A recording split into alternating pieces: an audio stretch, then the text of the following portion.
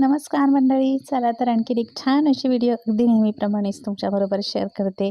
आणि आजच्या व्हिडिओमध्ये आणखीन एक सोपी अशी रांगोळीची डिझाईन आहे जी तुमच्याबरोबर शेअर करणार आहे.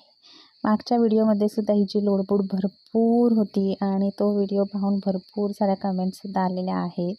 आणि ती रांगोळी विस्कटत नाही का?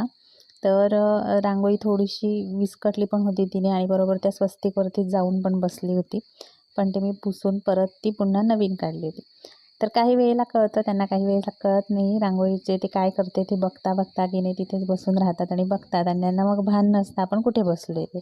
त्याच्यामुळे मग ती रांगोळी पुसून जाते आणि मग ते विस्कटलेलं स्वस्तिक दरवाजात नको म्हणून मी ते पुन्हा भरते आणि दुसरं स्वस्तिक काढते.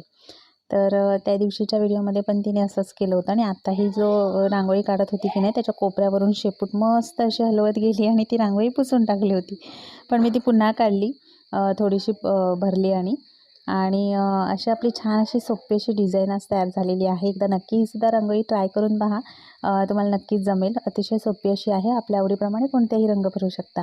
आजचा व्हिडिओ कसा वाटला नक्की कमेंट करून सांगा. व्हिडिओ आवडला असेल तर लाईक, शेअर अँड सबस्क्राईब.